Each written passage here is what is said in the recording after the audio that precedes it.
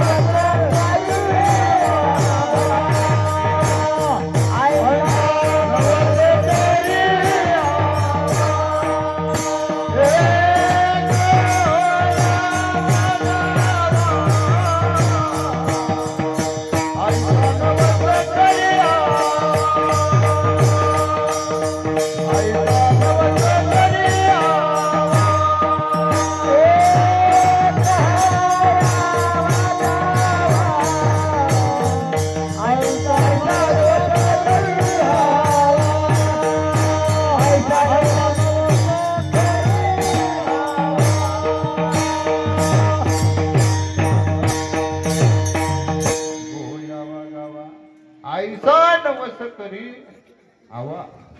गोह म्हणजे कोण? पती. यावा गावा, परत घ्यावं यावा याकरता नवस करी आवा. आवा म्हणजे कोण? पत्नी. देवाची सेवा आहे पण अंतःकरणात इच्छा करून असा एक वर्ग. दुसरा वर्ग असा आहे ज्याची इच्छा नाही. देवानं मला आमचं दिलं पाहिजे, मागणी नाही.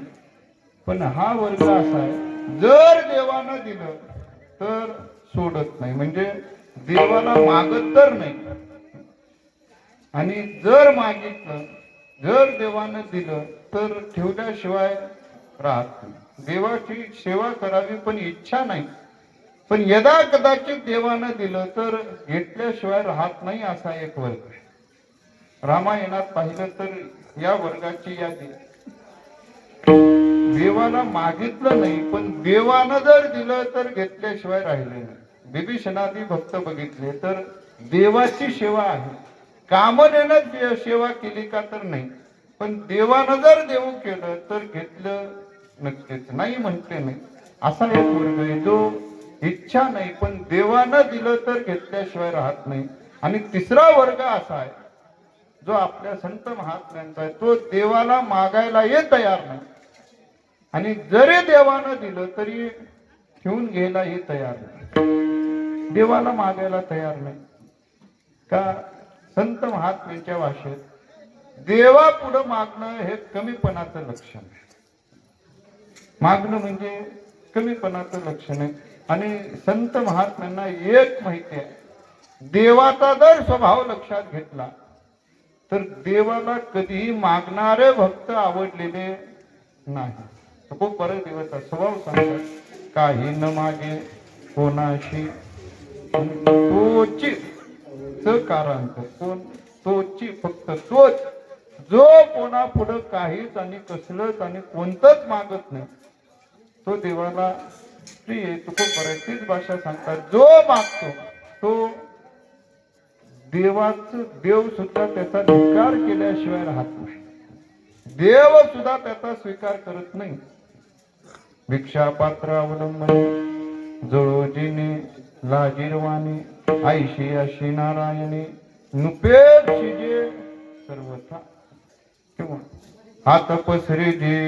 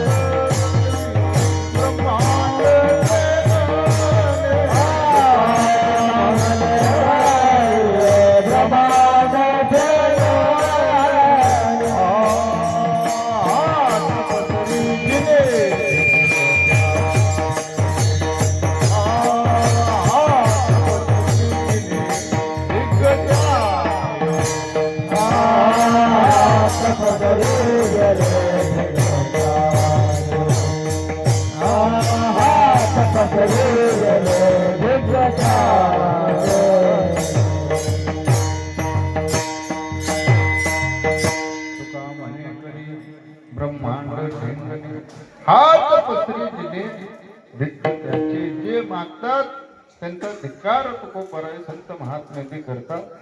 कारण मागणं हे संत महात्म्यांना माहिती नाही. स्वतःहून मागत नाही ठीक आहे, पण देवानं दिलं तर ठेवून घ्यायला काय हरकत आहे. मागितलं नाही ना, न मागता जर देवानं पुरवलं तर आपल्यापाशी ठेवून घ्यायला काय हरकत आहे का. पण संत महात्मे तसंही करत नाही. जरी देवानं न मागता दिलं तरी महात्मे ठेवायला तयार नाहीत. प्रसंग फार बोला. नामदेवराय अखंड भजनामध्ये दंड, दिवसभर उठल्यापासून ते झोपेपर्यंत रावळामध्ये भजन करत राहावं. इकडं वडिलांना मात्र रामू शेट्टींना मात्र चिंता का व्यापार जर आता हाती पोराने घेतला नाही तर कुटुंब चालायचं कसं. 14 जणांचा भार व्यापार केला पाहिजे, पण दररोज नामदेव उठावा भजनामध्ये जावं. इकडं व्यापाराकडे लक्ष नाही. आपण तर थकत चाललोय. दररोज नामदेवरायांना त्यावरनं रामू शेट्टींनी बोलावं. व्यापाराकडे लक्ष नाही, व्यापार केला पाहिजे, भजन करत फिरतो. एक दिवशी नामदेवरायांनी सांगितलं बाबा हरकत नाही, उद्यापासून मी व्यापाराला जायला तयार, मी उद्या व्यापाराला जाईल. लगेच ताबडतोब होकार देऊन रावळात गेले. देवाला सांगू लागले, देवा उद्या भजनाला काही येता येणार नाही का. उद्या दररोज वडिलांनी रागवावं. मग आज मात्र मी त्यांना होकार देऊन आलोय की उद्या मी व्यापार करायला जाईल. तेव्हा उद्या मला काही भजन करताना येता येणार नाही. इकडे होकार दिल्याबरोबर रामू शेट्टींनी सावकाराकडे जावं, 100 रुपये उसने कर्ज घ्यावं, त्याचे कापड खरेदी करावं आणि नामदेवरायाच्या स्वाधीन द्यावं. जे नामदेवरायाबरोबर मित्रमंडळी चालले त्यांना सांगावं की हा नवीन आहे, पहिल्यांदाच चालला व्यापाराला, तेव्हा व्यापार करावा कसा, दुकान मांडावं कसं, त्याला सगळं काही ते सांगा शिकवा. मी सवंगड्याबरोबर नामदेवराय निघाले मंगळवेढ्याच्या बाजाराला. मंगळवेढा आल्याबरोबर नामदेवराय मात्र एका दगडावर अखंड नामस्मरण करत असावं. इकडं मित्रमंडळींनीच दुकान मांडून घ्यावं, मित्रमंडळींनीच सगळं करावं, कापड मांडावं आणि नामदेवरायांना सांगावं हे बघा, हे जे कापड आहे ते आपल्याला पडलेले 5 रुपयाला. मग जर एखादा ग्राहक आला तर त्याला 10 रुपये सांगायचं. जर जास्तच कमी जास्त करायला लागला तर 7 रुपयापर्यंत विकायचं, पण 5च्या आत यायचं नाही. 5च्या आत यायचं सांगितलं का नुकसान करून घ्यायचं नाही. 5च्या वर कितीलाही विकायचं, पण नामदेवरायांनी आपली मुंडी खर्चावी, नामस्मरण सतत चालू.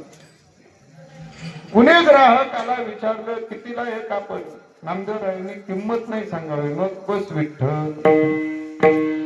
येणारा जाणारांची किंमत विचारायची, किंमत नामदेवराय सांगायची नाही. नामदेवरायाचं एकही कापड गेले नाहीत आणि मित्रमंडळीचं मात्र सगळे कापड गेले. मित्रमंडळी परत निघाले तरी नामदेवरायाचं दुकान तिथंच. सगळं झाल्यानंतर जवळजवळ 4 वाजल्यानंतर नामदेवरायांनी आपलं दुकान उरकलं, सगळं बांधून परत निघाले. पण जात असताना गोपाळपूरला आल्याबरोबर तिथं टेकडीवर नामदेवरायांनी एक मोठा दगड पाहिला. आता आपल्याला दिसायला दगड, पण नामदेवरायांना तो दगड दिसत नव्हता का सर्वत्र देव त्यांना विभूती, सगळ्या ठिकाणी त्यांना देव दिसायचे. दगडातही देव दिसायचे. नामदेवरायाने पाहिलं उघडा बंब देव तसा ऊन पडतोय, उन्हात पडतोय. मग नामदेवराय त्या दगडापाशी गेले आणि नामदेवरायांनी त्या दगडाला नाव ठेवलं गणोबा. आणि नामदेवराय त्या दगडाबरोबर आता व्यापार करू लागले. म्हणजे एक पातळीवर नामदेवरायांनीच प्रश्न विचारायचे, नामदेवरायांनीच उत्तर द्यायचे. त्या दगडाला नामदेवरायांनी म्हणावं, का हो गणोबा, इथं एवढा उन्हात तसंच तळताय, तुमचे कापड कुठे गेले? आता नामदेवरायांनीच उत्तर द्यावं, गेले. गेले ते गेले. मग मी व्यापारी, माझ्याकडे कापड आहेत, माझ्याकडनं कापड घ्याल का? नामदेवरायांनीच उत्तर द्यावं, हो घेतो. पण नुसतं घेतो नाही, मग काहीतरी इनाम पैसे द्यावे लागतील, त्याशिवाय मला कापड देता येणार नाही. आता नामदेवरायांनीच उत्तर द्यावं, पैसे नाहीत. मग काय करावं? पैशाशिवाय काहीतरी कापड विकता येणार नाहीत. मग पैसे तर नाही, मग दुसरा पर्याय काय? कुणीतरी जामीनदार पाहिजे. तुमचा जामीन कुणीतरी झाला तर मी तुम्हाला कापड विकायला तयार. मग आता जामीनदार कोण? त्या शेजारीच एक गोल घुमट असा मोठा दगड होता. नामदेवरायाने त्याचं नाव ठेवलं धोंडीबा. ते दगडापाशी जाऊन ते दगडाला म्हणावं, धोंडीबा तुम्ही जामीनदार होणार? नामदेवरायाने उत्तर द्यावं, हो होतो. मग आमचे पैसे या एवढ्या कापडाचे होतात, तुम्ही जामीनदार राहणार का? जर गणोबा सावकारानं पैसे दिले नाहीत तर तुम्हाला द्यावं लागतं. नामदेवरायाचं उत्तर द्यावं, हो देतो. नामदेवरायाने सगळं कापड त्या दगडावर आणतात. त्या दगडाला कापड घातले आणि नामदेवराय गेले. घरी आल्याबरोबर आनंद झाला. कापड हातात दिसानं म्हटल्यानंतर वडिलांनी लगेच विचारलं, नामदेवा कसा झाला व्यापार? नामदेवरायाने सांगितलं, चांगला झाला. मग पैसे कुठे? नामदेवरायाने सांगितलं, उधारीवर विकले. कुणाला विकला? इथं येत असताना गोपाळपूरला गणोबा सावकार आहे, त्या सावकाराला माल विकलेला आहे. मग 7 दिवसानं पैसे देतो म्हणतो. तर ठीक आहे. मग नामशेट्टीने विश्वास ठेवला. परत 6 दिवस नामदेवराय भजनात गंध. 7वा दिवस उजाडल्याबरोबर नामशेट्टीने आठवण करून दिली, नामदेवा जो व्यापार मागे झालेला आहे, कुठल्या सावकाराला कपडे विकलेले, त्याचे पैसे अजून वसूल झालेले नाही.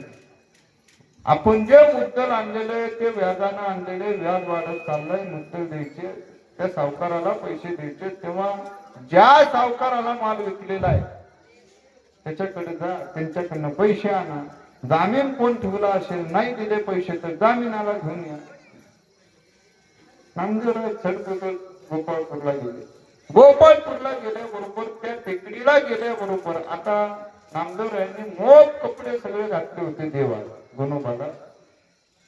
पण पुन्हा गेल्यानंतर दगड उघडाच. सगळे कपडे लोकांनी घेऊन गेलेले. दगडावर कोण कपडे ठेवले? परत नामदेवांनी विचारलं, का हो गणोबा परत उघडे झाले? नामदेवरायाने उत्तर द्यावं, नाही कपडे घेऊन गेले. मग गेले असतील, पण आपला व्यापार झालेला आहे, मागं मी तुम्हाला कपडे विकलेले, पैसे द्या. नामदेवरायाने उत्तर द्यावं, पैसे नाही. मग आता पैसे नाहीत, पण त्यानंतर नामदेवरायाची गाडी वरती जामीनदार समोरच जामीनदार होता ना, धोंडीबा. नामदेवराय म्हणू लागले, धोंडीबा सावकार पैसे देणं गेलेत, मग तुम्ही जामीनदार झाला, मग तुम्हाला पैसे द्यावे लागतात. आता काही धोंडीबा उत्तर देणार आहे का? दगड. नामदेवरायाने सांगावं, नाहीच पैसे. मग नाहीच पैसे म्हटल्यानंतर जामीनदार असेल तर बरोबर माझ्या यावं लागेल. नामदेवरायाने उत्तर द्यावं, ह्या बरोबर. नामदेवरायांनी जो दगड होता जमिनीत रुतलेला, तो हलवून हलवून काढला आणि गणगळत आपल्या घराकडे नेला. घराकडे नेऊन तरगळ उघडलं. त्या तरगळात दगड टाकला आणि बाहेर कुलूप लावलं. का? जामीनदार कुठं जाईन म्हणून. कुलूप लावल्याबरोबर नामदेवराय बाहेर भजनाला गेले. हे सगळा प्रकार नामदेवरायाच्या पत्नीने पाहिला. आणि नामदेवरायाची आई, नामदेवरायाचे वडील नामशेट्टी आल्याबरोबर नामदेवरायाची पत्नी दामू शेट्टींना म्हणू लागले, मामा काय तुमच्या पोरांनी व्यापार केलाय, काय सांगावं तुम्हाला? जामीनदार म्हणून कोण आणलाय बघायचं का तुम्हाला? नामदेवरायांचे वडील म्हणू लागले, कोण आणलंय? मला मी तर सांगून देतो, पैसे आणले असतील, नाही तर जामीनदार आणला असेल. नामदेवरायाची पत्नी म्हणू लागली, बघा जरा तळतळ उठून, कुणाला जामीन म्हणून आणलेलं? नामदेवरायाच्या वडिलांनी तळघर उघडल्याबरोबर मोठाच्या मोठा दगड पाहिला, धोंडा पाहिला, आणि धोंडा पाहिल्याबरोबर नामदेवरायाची पत्नी म्हणू लागली, तुमच्या लेकानं दगडाबरोबर व्यापार केलाय, दगडाबरोबर, आणि जामीन म्हणून, जामीनदार म्हणून मोठाच्या मोठा धोंडा घेऊन आला. दामू शेट्टींना जो राग आला, रागाच्या भरात नातवांना हात मारला, सांगितलं नामदेवांना बोलवून आण म्हणून. नामदेवराय भजनात दंग. नामदेवरायांना भानावर आणलं, भानावर आणल्याबरोबर पोरांनी सांगितलं घरी बाबांनी बोलवलं. नामदेवरायांनी विचारलं कशा करता? पोरांनी सांगितलं माहिती नाही, पटकन बोलवलं. देवाचा निरोप घ्यावा. नामदेवराय निघाले, पण निघाल्याबरोबर इकडं देवाला पाहिजे का आपल्या भक्ताचं आता कसं होईल? मग नामदेवराय निघाले खरं, दर मजल करत नामदेवराय घरी आले. घरी आल्याबरोबर दामू शेट्टीने विचारलं, काय नामदेवा, जामीनदार आणलाय का? जामीनदार का पैसे पाहिजे, सावकार येऊन आणला? नामदेवरायाने उत्तर दिलं, आणला. कुठे? तरगळात कोण गेला? मग काढा बाहेर. काढा बाहेर म्हटल्यानंतर चावी घेतली. चावी घेतल्याबरोबर दरवाजा उघडला, दरवाजा उघडून नामदेवराय आत गेले. आत गेल्याबरोबर तो दगड उचलला, दर पायरी करत करत करत वर आणू लागला. पण वर आणल्याबरोबर ते दरवाजातून बाहेर थोडं पडल्याबरोबर त्या दगडावर सूर्यप्रकाश पडल्याबरोबर सगळा सूर्यप्रकाश नामदेवरायाच्या वडिलांच्या डोळ्यावर, आईच्या डोळ्यावर, पत्नीच्या डोळ्यावर पडू लागला. तो दगड चकचकीत चमकू लागला, कारण तो दगड राहिला नव्हता. मग भगवान परमात्म्याने आपल्या भक्ताची काळजी, आपल्या भक्ताला कोणी काही बोलू नये म्हणून तो दगड ठेवला नव्हता. मग त्या दगडाचं पूर्ण रूपांतर सोन्यामध्ये केलं होतं. धोंडीबा नामदेवे गाडीला बाहेर,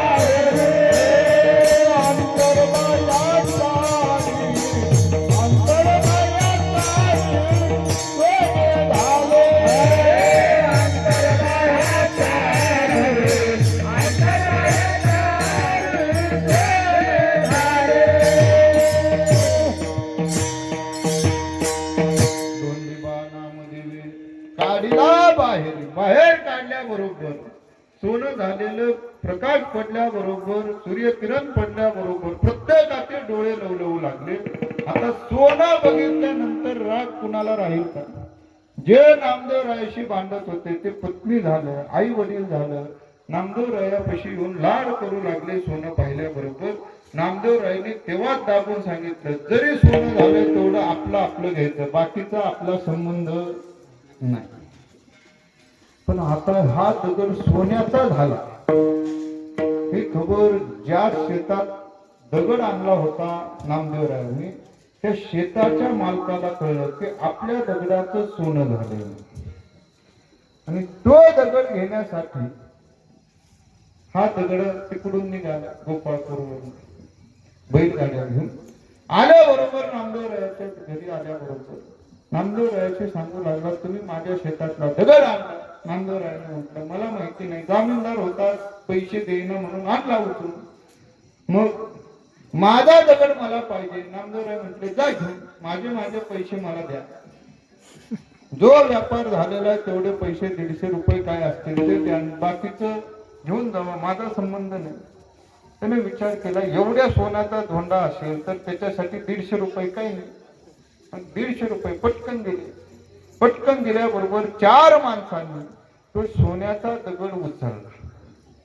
आता गंमत अशी होती, 4 माणसांनी उचलला, नामदेवरायाच्या झोपडीच्या बाहेर आणला, बैलगाडी ठेवला. आता अख्ख्या पंढरपूर मधनं सोन्याचा दगड मिरवायचा म्हणून त्याच्यावर झाकण ठेवलं, काहीतरी पांघरून घातलं, निघाले. जोपर्यंत नामदेव महाराजांच्या झोपड्यात दगड होता सोन्याचा होता. 4 माणसांनी उचलल्याबरोबर ठेवल्याबरोबर तिथून गाडी निघत नाही तोपर्यंत दगड सोन्याचा होता. पण इकडं गोपाळपूरला आल्याबरोबर वरच पांघरलेलं काढल्याबरोबर आता मात्र ते सोनं राहिलं नव्हतं. मग जशाच्या तसा दगड झाला. आता कल्पना करा, नामदेवरायांनी जर ते सोन्याचा दगड ठेवून घेतला असता, कुणाची ताकद होती बोलायची? बरं, देवाला मागितलं होतं का तेवढं सोन्याचा दगड कर म्हणून? न मागता देवानं दिलं होतं. पण भक्त जात अशी आहे, जरी देवानं दिलं तरी आपण कधी ठेवून घेणार नाही. एक तर देवाला मागणार नाही, आणि जरी देवानं दिलं तरी ठेवून घ्यायलाही तयार नाही. त्यातलीच तुकोबा आहे. देवाला होऊन कधी मागणार नाही. देव माग जरी लागला तरी तुकोबराय मागायला तयार नाही. देवाला नेहमी टाळावं. कधी कधी तुकोबरायने सांगावं, देवा तू माग लागलाय खरं, पण खरं सांगू का, आमच्या महात्म्यांनी, आमच्या वडिलांनी, आमच्या संत महात्म्यांनी आम्हाला शिकवत असताना केवळ सेवा शिकवली, केवळ भक्ती शिकवली. पण त्या सेवेच्या मोबदल्यात, त्या साधनेच्या मोबदल्यात तुझ्याकडून काहीतरी घ्यावं हा मात्र परिपाठ आम्हाला शिकवलेला नाही. वडिलांची रीत जाणतोस. आमच्या वडिलांची रीत आहे काय, काही मागायचं नाही. कधी कधी तुकोबरायांनी सांगावं, देवा मागितलं असतं, पण काय आम्ही मागावं आणि तू आम्हाला द्यावं. देवानं तुकोबरायची भांडणाचा, वादाचा हे करावं, वाद मांडावा. देवा तुला काय वाटतं, तू वेळोवेळी मागे लागतो, तुला असं वाटतं का तुझ्याकडे सगळंच आहे म्हणून? तुला जर असं वाटत असेल तर तुझा भ्रम आहे का? आम्ही मागावं आणि तू आम्हाला द्यावं असं तुझ्याकडे नाहीच. आम्ही मागवायचे नाही तुझं पाशी, परी काय भेटोशी पांडुरंगा. आम्ही मागावं तू आम्हाला द्यावं, एवढा तू मोठा लागून गेला का? कधी कधी तुकोबरायाने सांगावं, देवा आम्ही मागू शकत नाही का? त्याचं कारण एक महत्वाचं, ज्याच्या अंतःकरणात इच्छा आहे तो मागे, ज्याच्या अंतःकरणात इच्छा नाहीच तो तुझ्याकडे मागायचा संबंध नाही. ज्याच्या अंतःकरणात इच्छा आहे त्याच्याकडे मागणी येते. ज्याच्या अंतःकरण काहीच नाही, अंतःकरणात इच्छा नाही, त्यामुळे तुला जर वाटत असेल माझ्या मनात संकोच आहे तर तसं समजायचं कारण नाही. कारण माझ्या अंतःकरणात इच्छा कोणतीच नाही. त्यामुळे मी मागणार नाही. का इच्छा असेल तर मागणी, इच्छा नसेल तर मागणीचा संबंध नाही. आमच्या अंतःकरणात कोणतीच इच्छा नाही. एवढं सर्गीची भाषा झाल्याबरोबर इच्छा नाही म्हटलेले तुकोबराय इथं मात्र मागतात. त्याचं कारण एक महत्वाचं, परमार्थ जो आहे तो परमार्थ क्षेमाचा आहे. क्षेम म्हणजे काय? टिकवणं. आणि परमार्थ टिकवण्यासाठी ज्या पूरक गोष्टी आहेत त्या पूरक गोष्टी भगवंताच्या ताब्यात. आणि इच्छा व्यक्त केल्याशिवाय, सांगितल्याशिवाय, मागितल्याशिवाय देव त्या गोष्टी देत नाही. देव सेवा ऋण ठेवत नाही. देवाचं कधीही कोणाचंही ऋण देव शिल्लक ठेवत नाही. भक्ती ऋण जरी असलं तरी भक्ती ऋण फेडल्याशिवाय देव राहत नाही. आपण जे सेवा करतो त्या सेवेच्या मोबदल्यात देव काहीतरी दिल्याशिवाय राहत नाही. मग देवाचं भांडवल मुख्य काय? देवाचं भांडवल मुक्ती नाही तर रिद्धी सिद्धी. दुसरं देवाचं भांडवल नाही. पण देव जे देईल ते स्वीकारून परमार्थ मात्र आपल्यापासून दूर होईल याची भीती तुकोबाला. त्यामुळं परमार्थ टिकावा याकरता तुकोबाला देवाकडे मागणी करतात. पण देवाला मागणी करत असताना देवाला विनंती करतात, देवा मी स्वीकारतो पण तुझे देणारे ते मला नको. मग मी जे सांगतोय ते देत असेल तर मी स्वीकारायला तयार आहे. तू आम्हाला काय देणार आहेस याची मला जाणीव आहे. आणि तुझे देणार आहेस ते स्वीकारण्यामधल्यापेक्षा, ते स्वीकारून घेण्यापेक्षा तुझे देणार आहेस ते नको म्हणण्यामध्ये आम्हाला स्वीकारण्यापेक्षा जास्त आनंद आहे. त्यामुळे माझं एक म्हणणं आहे, मी अंतःकरणपूर्वक तुला सांगतो, तुझे देणारे ते मला नको. देवा ऐके विनंती, देवा ऐके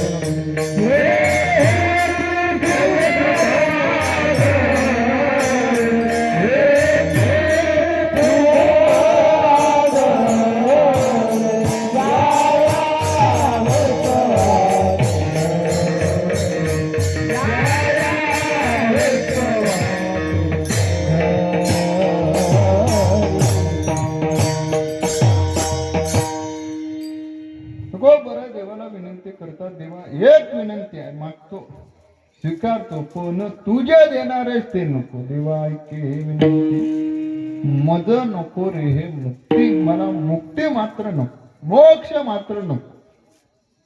तर मोक्ष नको म्हणण्याचं कारण काय? कारण तो खूप बरं पुढे चर्चा करतात, पण का नको या आधी जाण्याआधी मोक्ष म्हणजे काय आणि तो करतो काय हे जाणून घेऊ. मोक्ष म्हणजे काय, मुक्ती म्हणजे काय? मुक्ती या तिच्या नावातच तिचा अर्थ. मुक्ती म्हणजे काय? मुक्त होणं, सोपी भाषा आहे. बंधनात असलेलं ते बंधन तोडणं, ते बंधन मोकळं करणं, याला म्हणा मुक्ती. तुकोबरायांनी उघड सोपी आपल्याला व्याख्या सांगितली. मुक्त होता परी बळे झाला बद्ध.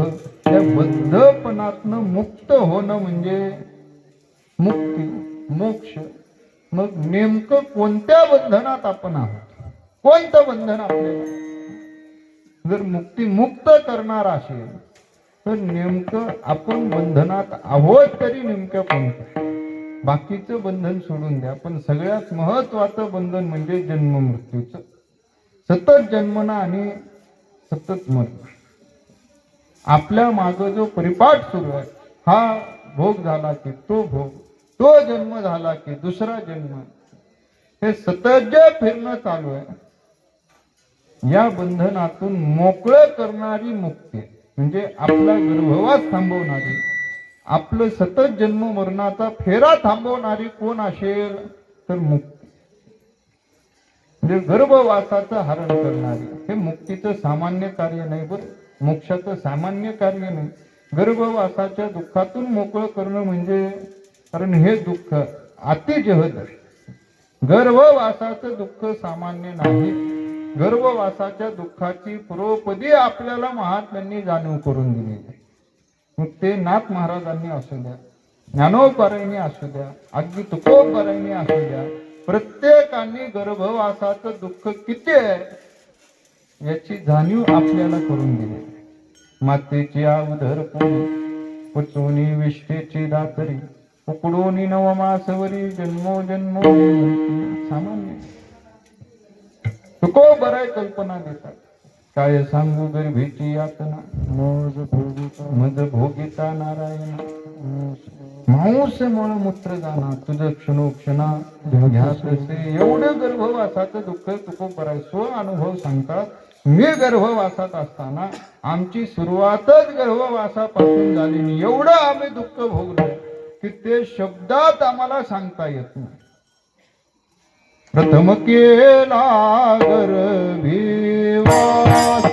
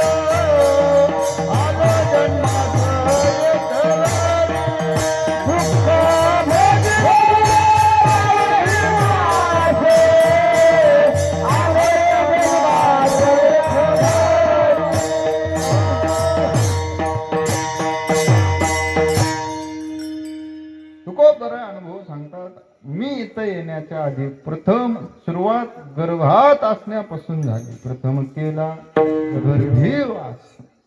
मग किती सायास लागले, दुःख लागले, याचे शब्दात मांडता येणार नाही. काय ते सांगावे सायास. दुःख भोगिले नवही मास. नुसतं दुःख आम्ही भोगलेलं. एवढं गर्भवासाचं दुःख मुक्त करणारा कोण आहे? मोक्ष किंवा मुक्ती. मग ते चारही प्रकारचे असू द्या, कोणताही मोक्ष असू द्या. अधिकार कमी जास्त आपल्याला आता मोक्षाच्या अधिकाराकडे जायचं नाही. मग कुठलाही 4 प्रकारापैकी मोक्ष असू द्या, रूपता असू द्या, सायुज्यता असू द्या, सलोकता असू द्या, समीपता असू द्या, कोणताही मोक्ष असू द्या. मोक्षाचं काम काय? ज्याला तो प्राप्त झालेला आहे त्याचं गर्भवासाचं खंडन करणं, जन्म मरणाचा फेरा थांबवणं, हे मोक्षाचं काम आहे. आणि तो खूप बरं आहे. देवाला विनंती काय करतात? मोक्षच नको. गंमत आहे की नाही? आपल्याला अट्टाहासानं परमार्थ करायला लावणारे संत महात्मे आपण परमार्थ का करा याचं कारण देत असताना आपल्याला महात्म्यांनी काय सांगितलं? गर्भवासाचा जर फेरा मुक्त करायचा असेल तर परमार्थ करा. एक राजमार्ग राहिलेला आहे, भक्ती मार्ग राहिलेला आहे. तो करण्याचा उद्देश आम्हाला काय सांगितला? जन्म मरणाच्या फेरातून मुक्त होणे. आणि तेच तो खूप बरं आहे. तेच संत महात्मे इथं मात्र मोक्ष नको म्हणून सांगतात. त्याचं कारण असं, नको एखादा व्यक्ती कधी म्हणतो? सामान्यपणे कारण असं आहे, नको म्हणणं कधी?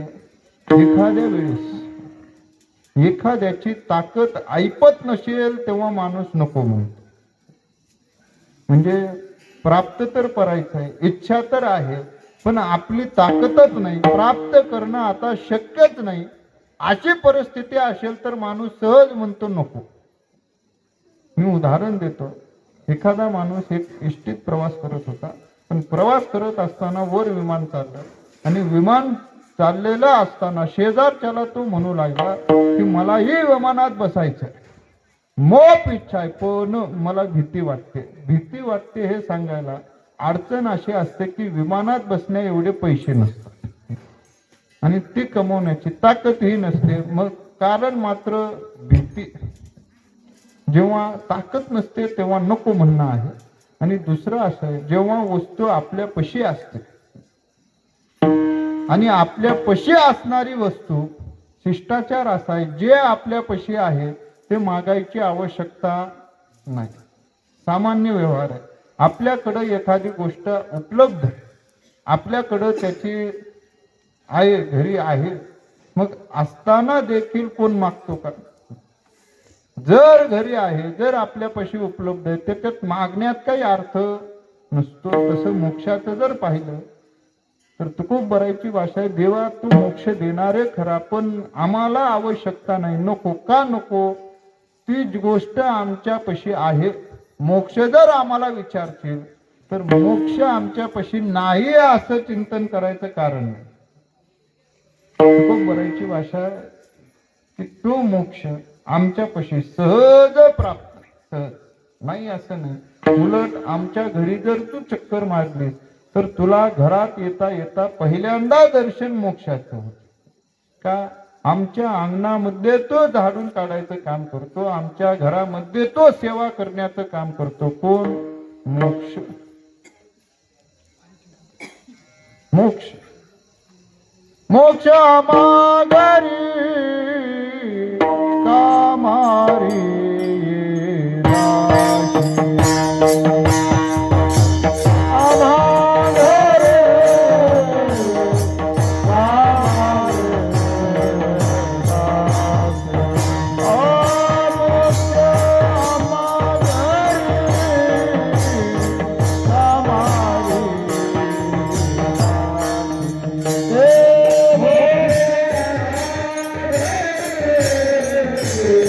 Yeah.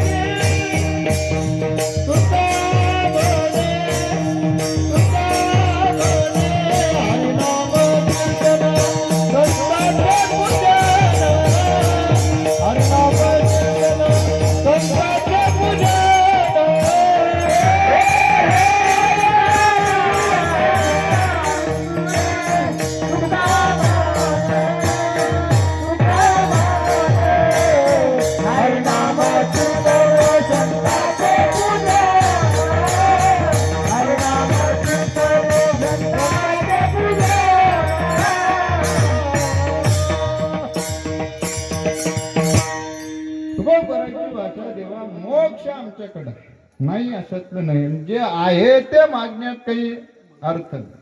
जे आमच्यापाशी आहे आणि जरी नसला तरी तो प्राप्त करणं आम्हाला अवघड नाही. मोक्षाचे आम्हा नाही अवघड. तो असे उघड गाठोळीशी आम्ही गाठोळीतच बांधून ठेवले. मोक्ष आम्हाला अवघड नाही. उलट कोण आमच्याकडे जर आला तर महाराजांची भाषा आहे की आम्हाला जर कोणी मोक्ष मागितला तर आम्ही सरळ त्याला मोक्ष देऊन टाकतो. आमच्यापाशी तो उपलब्ध आहे. आमच्यापाशी नाही असं नाही. तुकोबराची भाषा आहे. आम्हाला सामान्य समजू नका. जे तुझ्या दाराचे वारकरी त्यांचा अधिकार जर पाहिला तर कोणी मोक्षाच्या अपेक्षेने आलं तर सहज त्याला मोक्ष देऊन टाकतात. पंढरीचे अधिकारी, पंढरीचे वारकरी ते अधिकारी मोक्षाचे. अधिकारी मोक्षाचे म्हणजे मोक्ष स्वीकारण्याचा अधिकार त्यांचा असा अर्थ नाही. कारण मोक्ष सुखा हानू लाता म्हणणारे महात्मे मग मोक्ष कसा स्वीकारतील? मोक्षाचे अधिकारी नाही, मग मोक्ष देण्याचे अधिकारी. कोण जर आलं तर सहज मोक्ष देऊन टाकतात. सहज.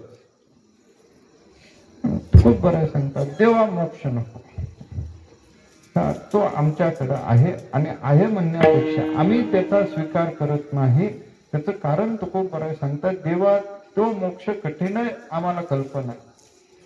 त्या मोक्षाचं कार्य सोपं सुलभ आहे असंही नाही. मोक्ष काय करतो हे आम्हाला माहिती, पण तो स्वीकारण्यात जेवढा आनंद आहे, मोक्ष स्वीकारून आम्हाला जो आनंद प्राप्त होणार आहे त्यापेक्षा अधिक आनंद देवातून नको म्हणण्यामध्ये आम्हाला जास्त. स्वीकारण्यामध्ये आनंद होईल मान्य, पण त्या स्वीकारण्यापेक्षा मोक्ष नको म्हणण्यामध्ये आम्हाला जो आनंद आहे तो आनंद मात्र स्वीकारण्यापेक्षा अधिक. तया इच्छा गती हेची सुख आगळे. त्याची इच्छा न करण्यामध्ये आम्हाला आत्यंतिक सुख आहे. तर मोक्ष नको ते न स्वीकारण्यामध्ये एवढं काय सुख आहे? त्याचं एकच सुख आहे. मोक्ष म्हटलं की एक आलं, एकत्वार, देवाशी एकत्वार. आणि जिथं एकत्व आहे तिथं मात्र आनंद नाही. एकत्वाचा आनंद वेगळा, पण आनंद जर उपभोगायचा असेल तर द्वैत पाहिजे. द्वैत असल्याशिवाय गोडी चाखली जाऊ शकत नाही. जे महात्म्यांना करायचं ते म्हणजे भक्ती. आणि ही भक्ती करण्यासाठी एकत्व लागत नाही, द्वैत लागते. एकच असेल तर भक्ती करता येत नाही.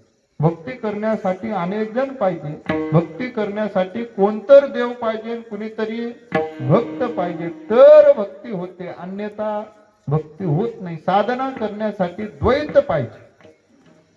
मी उदाहरण देतो. आपण आता कीर्तनात, या कीर्तनामध्ये व्यवस्थेमध्ये साधना येत आहे, पण आपल्या सगळ्यामध्ये द्वैत आहे म्हणून साधना करू शकतो.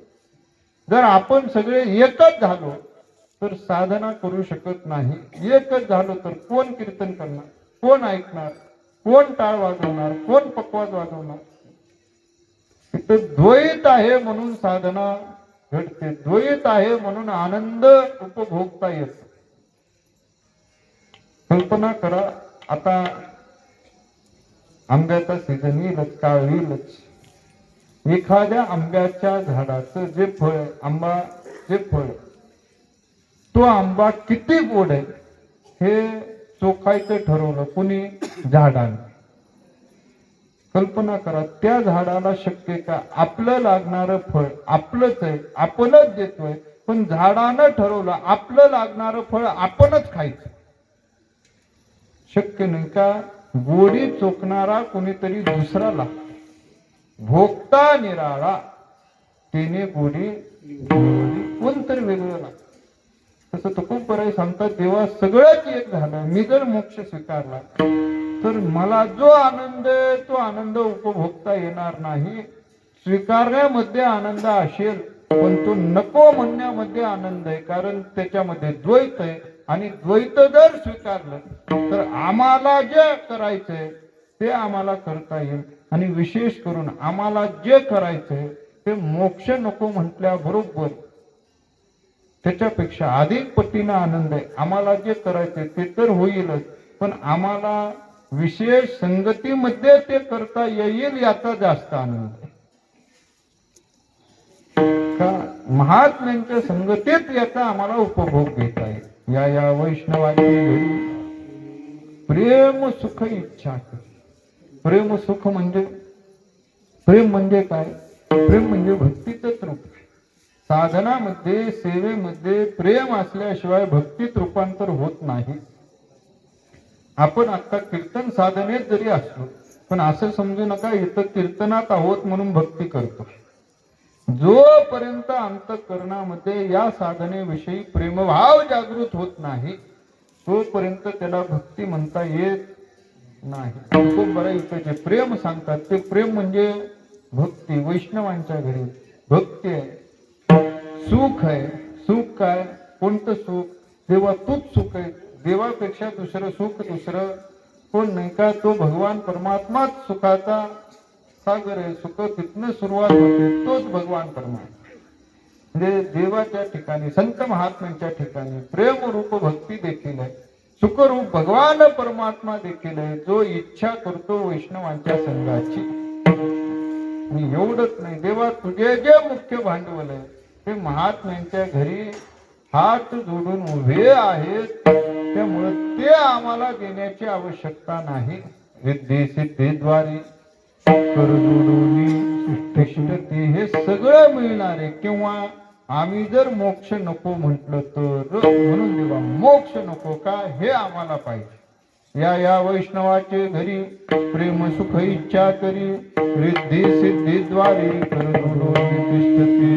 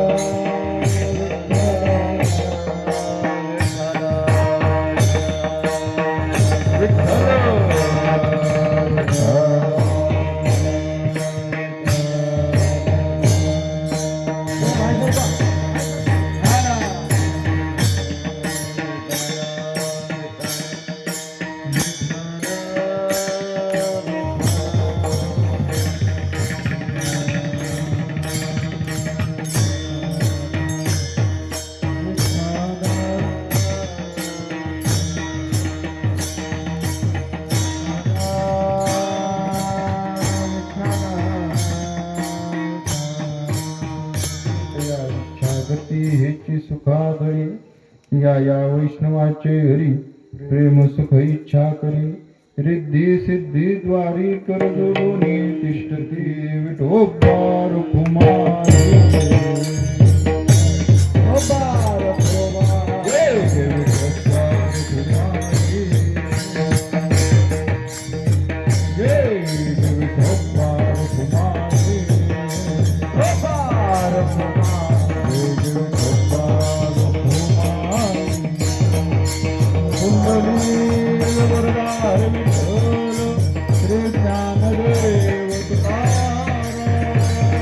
Ropa!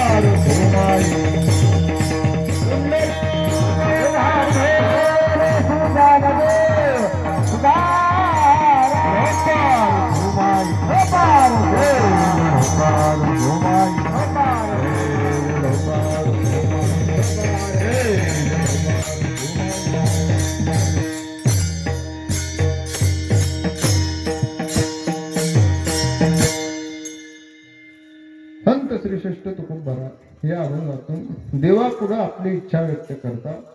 देव जे देणार आहे तुकोबरा आहे ते देवाचं देणं नको म्हणतात आणि आपल्याला जे हवंय ती देवापाशी मागणी मागतात.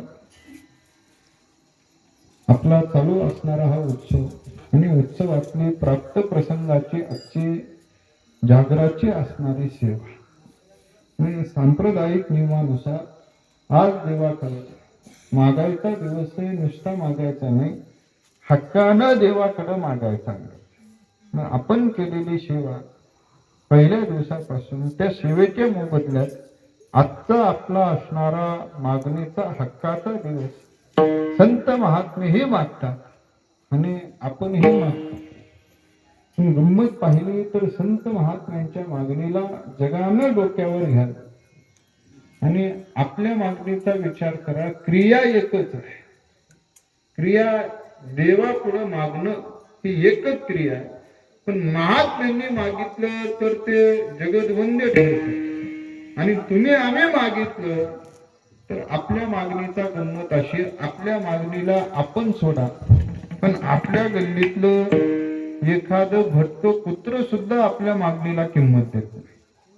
त्याचं कारणच एक आहे, तुम्ही आम्ही ज्या अनुषंगानं देवाकडे मागतो, संत महात्मे ज्या अनुषंगानं देवाकडे मागतात, संत महात्म्यांचा विषय केवळ परमार्थ आहे आणि आपला विषय परमार्थ सोडून बाकीचं सगळं.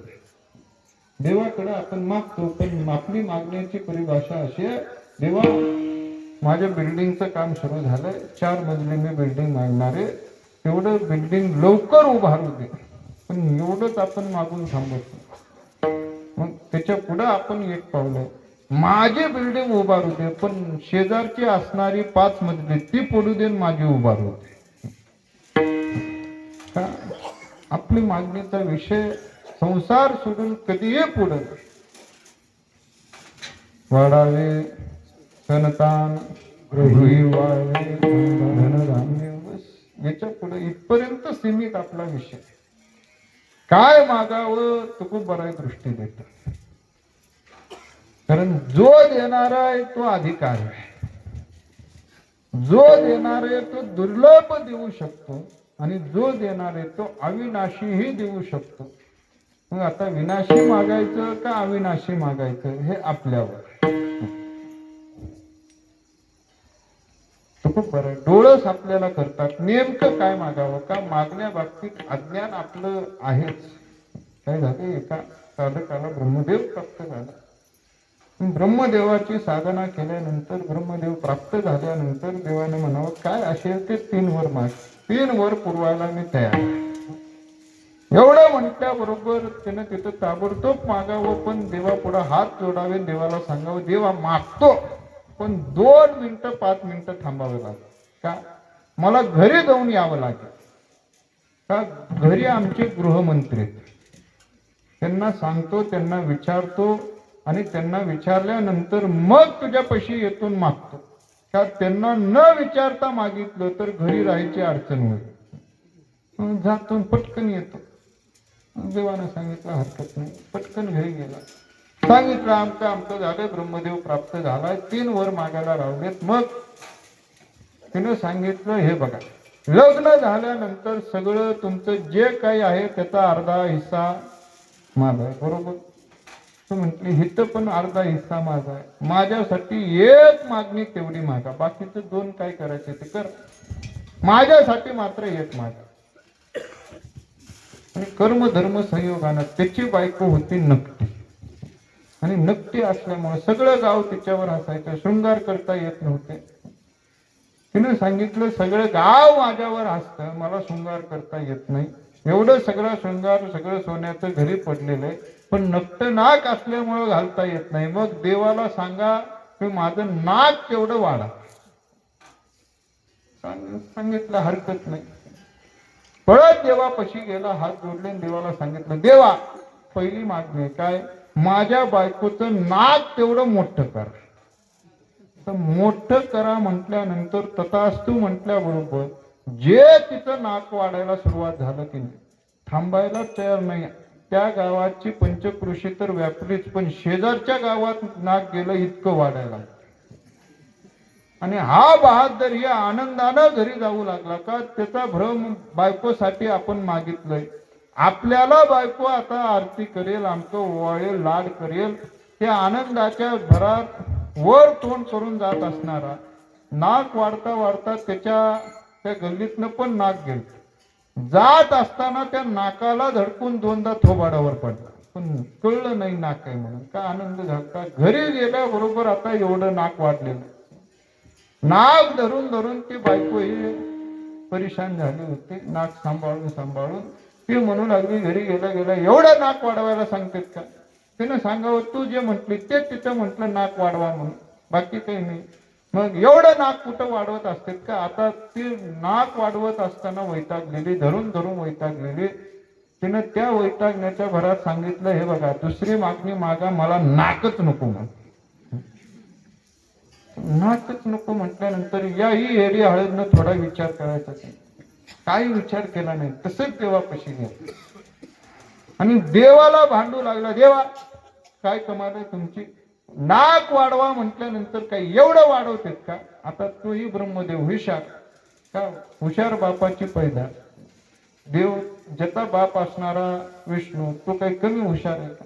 चतुरा तो शिरोमणी आणि त्याचाच असणारा हा पोरगा ब्रह्मदेव म्हणू लागला हे बघ माझी काही चुकी नाही. तो म्हणू लागला चुकी नाही म्हणजे एवढं नाक वाढवताना चुकी नाही म्हणता. म्हणजे देव म्हणू लागले हे बघ नाक वाढवा म्हणून सांगितलं, किती वाढवा म्हणून सांगितलं का. तू सांगितलं असतं बोटभर इथभर काहीतरी नुसतं वाढवा म्हणून सांगितलं मी तर तू म्हंटलो. तू थांब म्हंटला असतं तर लगेच थांबलो असतो. केवढं वाढवा सांगितलं होतं का नाही. मग ते म्हणू लागला झालेलं जाऊ द्या, आता एक करा माझ्या बायकोला नाकच नको. तर हाय तेवढं सगळंही गेलं, म्हणजे नक्तही गेलं आणि हे वाढलेलं तेही गेलं. आता हा आनंदाच्या भरात आता तरी बायको माझी आरती करेल.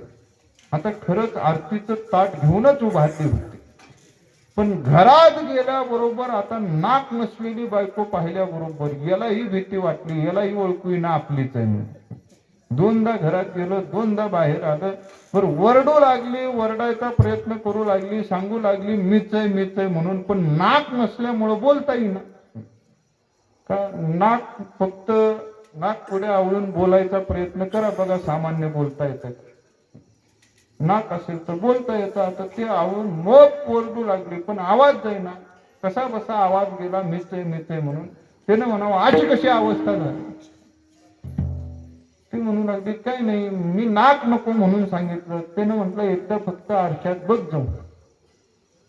आरशात बघितल्या आता नाक नसलेलं आपलं रूप पाहिल्याबरोबर तिनंही तिला पाहून घाबरावं आणि त्या घाबरण्याच्या अवस्थेत सांगावं हे बघा हे वाढलेलं नको, आता जे गेलंय तेही नको. देवाला सांगा जसं आधी दिलं होतं तेच व्यवस्थित होतं, आधी सारखं नक्त नाक करा देवाला तेवढं मागा माझ्यासाठी मागून. आता हे आपल्या मागे खूप बरं इथंच आपल्याला दृष्टी देतात. नेमकं देव जर देणार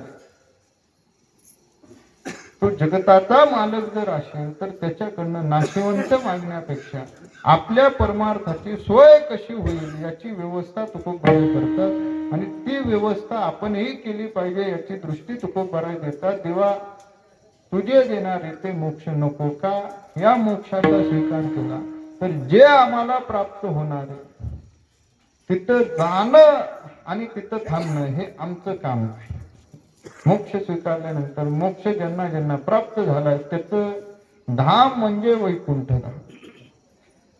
खूप बरं सांगतात तेव्हा ते वैकुंठ नको, वैकुंठीचा वास आहे तया सुखा नाश. आता वैकुंठीचा वास नको म्हणण्यामध्ये नको वास वैकुंठ नको ते नको म्हणणं हे फार धाडस आहे बरं. कारण वैकुंठ प्राप्त करणं ही सोपं नाही. कारण अनेक जणांनी प्रयत्न करून देखील वैकुंठ त्यांना मिळालेलं आहे. कारण वैकुंठ प्राप्त करणं सोपं नाही. महाराजांची भाषा आहे अनेक जणांनी अनेक साधना त्याच्यासाठी केलेली. वैकुंठा जावया तपाचे सायास लागे जीवानाश सोपं नाही. तपाच्या राशी केल्या तरी वैकुंठ प्राप्त होत नाही. तुकोबरायांनी सांगावं वैकुंठ नको. देवाने विचारावं का नको. तुकोबराय कारण सांगतात आहे तया सुखा. आम्हाला जे सुख पाहिजे ते वैकुंठात सुख भेटत नाही, त्यामुळे वैकुंठ नको. देवाला तुकोबराय सांगतात देवा त्या वैकुंठात मी आहे, मला वेळोवेळी परत यावं लागेल. का तुझ्या वैकुंठात मला जे हवंय आम्हाला जे हवंय ते करता येत नाही. नामस्मरण वैकुंठात करता येत नाही, भक्ती वैकुंठात करता येत नाही, आणि ते वैकुंठात करता येत नाही म्हणून आम्हाला वेळोवेळी वैकुंठ सोडावं लागेल. उपजोनिया पुढती काला खाऊ दही भात कशा करता सोडलं. वैकुंठीतून आयुष्य नाही केवळ काही कालाचे. वैकुंठात काला भेटत नाही. काला म्हणजे तो दही भाताचं रूपक सोडा. खरा काला म्हणजे हरिनामाचा खिचडी काला. हरिनामाचा काला तिथं जमत नाही. तो सेवन करण्याकरता आम्ही वैकुंठ सोडलेलं आहे. का तिथं नाम सुख नाही, बाकीचं सुख असे आम्हाला जे अपेक्षित सुख आहे ते तिथे भेटत नाही. म्हणून वैकुंठीचा वास नको. तिथं सर्व सुखाचा नाश आहे. का नामामध्ये जे सुख आहे ते अन्य कशात नाही. आम्हाला नाम सुख पाहिजे. अद्भुत हा रस कथाकारी नामाचा हा जो रस आहे तो रस वैकुंठात मिळत नाही. मग हा रस सेवण्याकरता आम्हाला मोक्ष नको. कारण हा रस अद्भुत असा हा रस, आणि हा रस त्यांनाच गोडी कळते ज्यांनी हा रस चाखलेला. तुकोबरायांची देवाला भाषा आहे. देवा तुम्हाला जर नामसुख अनुभवायचा असेल, अद्भुत रस असा चाखायचा असेल तर तुला एक करावं लागेल. काय?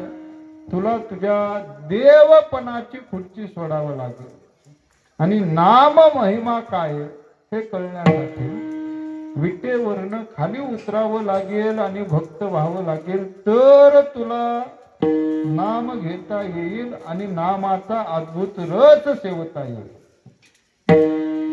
तुझ्या नामाचा महिमा तुझ्या नामाचा तुझ्या नामाचा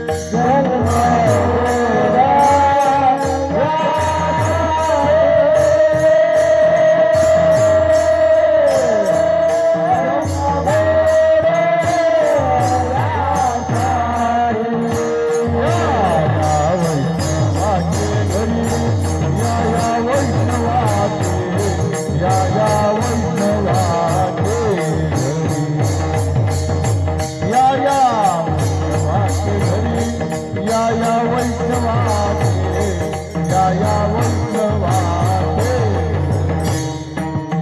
या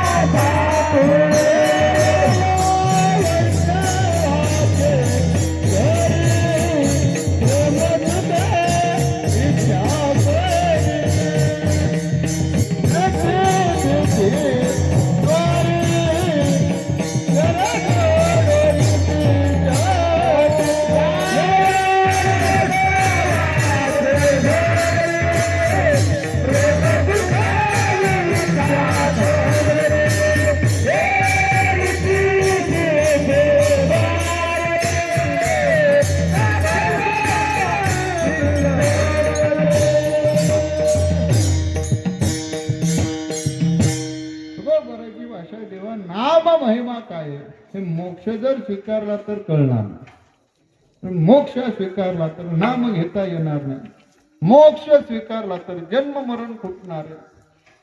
आणि या नामात जो अद्भुत रस आहे, या नामात जे महिमान आहे ते कळण्यासाठी नामधारक व्हावं.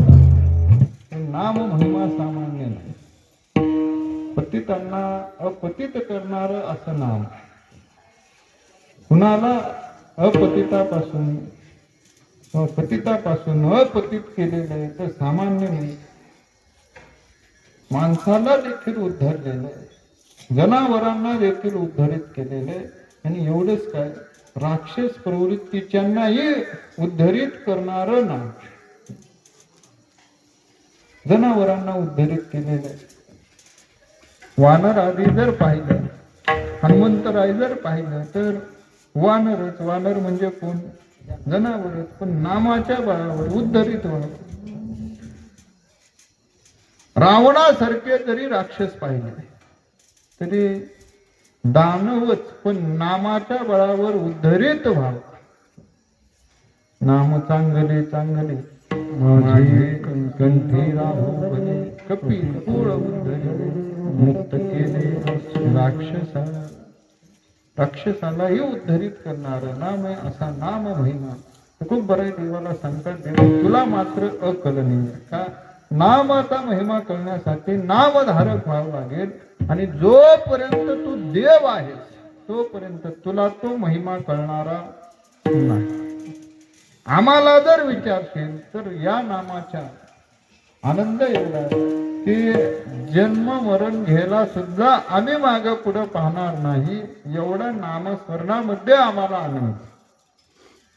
तुका म्हणे आम्हा जन्म गोड यासाठी, जन्माला येणं सोपं नाही तरी तुकच बरं सांगावं, आम्हाला मात्र आनंद आहे. जन्म सुद्धा आम्ही वारंवार घ्यायला तयार आहे, अनेक वेळा यायला तयार आहे. का त्या नाम सुखासाठी काय असतं, व्यवहार ज्ञान असतं की दुःख आहे माहिती आहे, पण आत्ता आपण दुःख भोगायला तयार होतो. कधी जर पुढं आपल्याला सुख भेटणार आहे हे जर आपल्याला कळलं तर सद्य परिस्थितीला आपण दुःख भोगतो.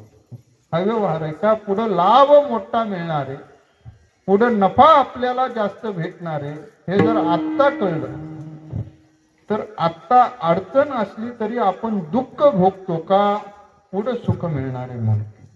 तसं गर्भवासाचं दुःख आहे नाही असं नाही, जन्ममरणाचं दुःख आहे निश्चित आहे. पण हे दुःख पुढं जर आम्हाला नरदेह भेटत असेल तर त्या नरदेहा पुढे हे दुःख मात्र शुल्लक आहे का. तो नरदेह भेटल्यानंतर आम्हाला नामस्मरण करता येईल, तो नरदेह भेटल्यानंतर आम्हाला संत संगत सेवता येईल आणि त्यांच्या संगतीमध्ये आम्हाला भजन सुख घेता येईल. म्हणून देवा मोक्ष नको का, कारण आम्हाला वैष्णवाचा संग पाहिजे. या वैष्णवाचे घरी प्रेम सुख इच्छा करी, रिद्धी सिद्धी द्वारी कर जोडून तिष्ठती. ज्ञानोबा माऊली तुकाराम, ज्ञानोबा माऊली ज्ञानोबा माऊली, ज्ञानोबा माऊली ज्ञानोबा माऊली, ज्ञानोबा माऊली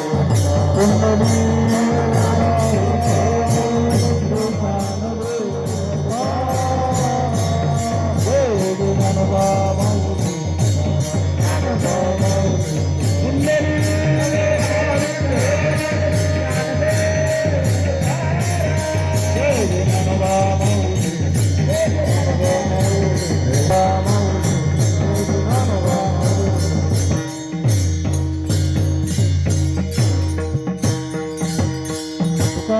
तुकाराम तुकाराम तुकाराम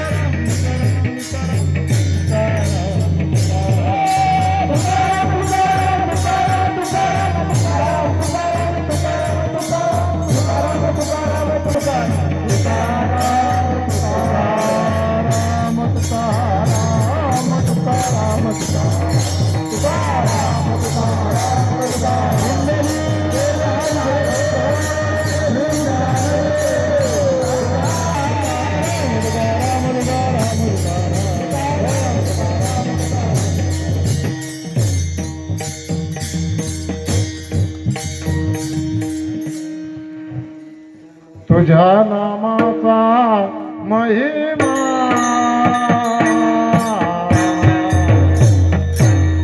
तुझ्या नामाचा महिमा तुझ्या नामाचा महिमा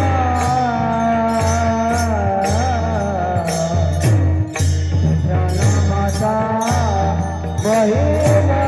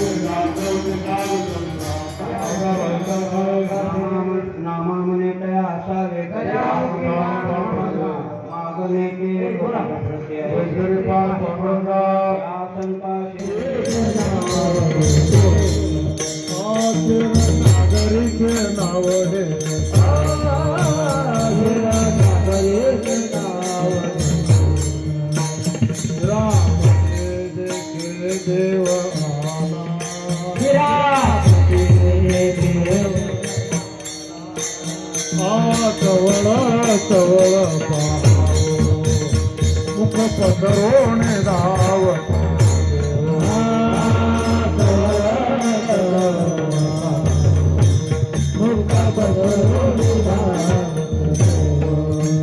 एकादशी देव जागरा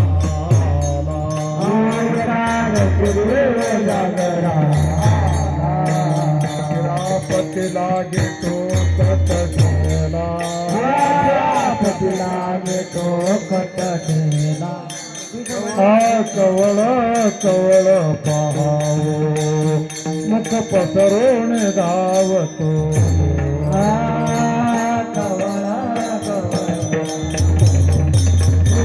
पसरोनी धावत द्वादशी गिरापती ऐकून गोष्टी द्वादशी गिरापती आवडीने देव देत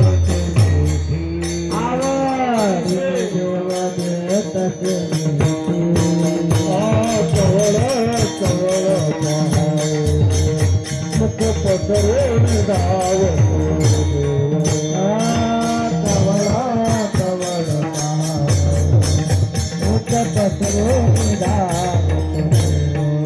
गिरापती घालिता वैष्णवाला हो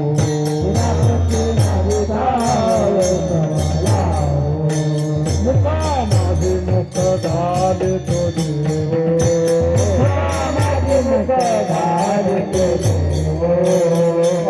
कवळ कवळ पाहावो मुख पसरून धावतो देव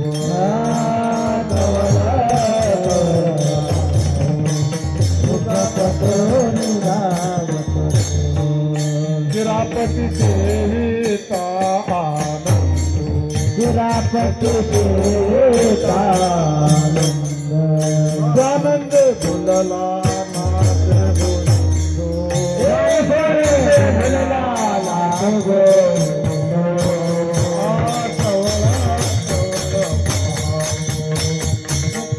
करून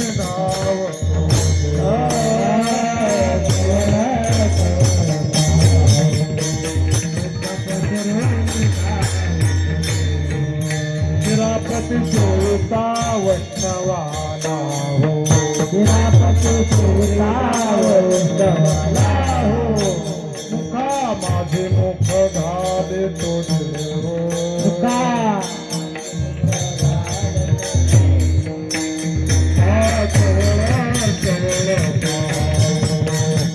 मुख पसरून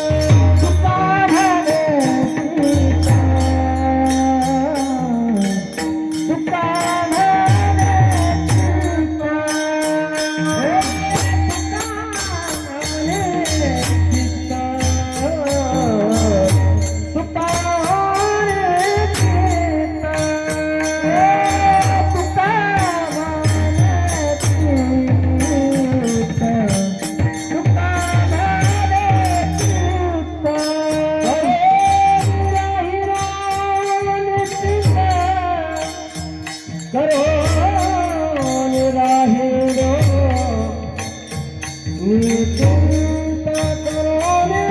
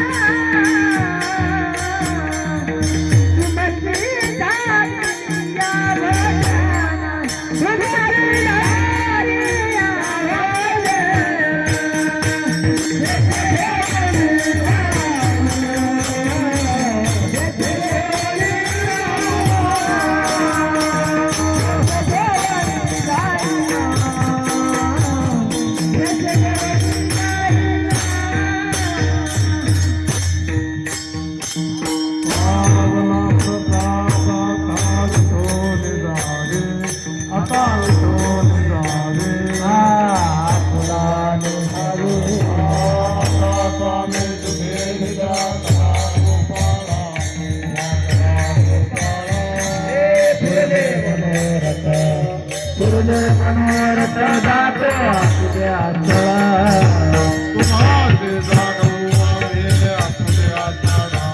आम्ही आपुल्या ताळा शुभा शुभ कर्मे दोष वाया पिढा आता स्वामी तुझे निद्रा करा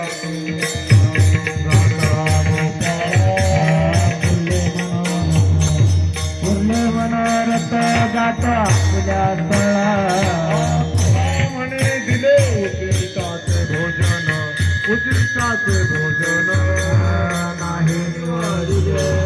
नाही निवडिले आम्हा पणा भिन्न आता स्वामी तुझे निद्रा करा गोपाळा पूर्णे मनोरथ जातो तुझ्या स्थळा दिले जन्म झाले निखळ दिले जन्म झाले निखळ निद्रा करावे घेऊन आला ताळ निद्रा करावे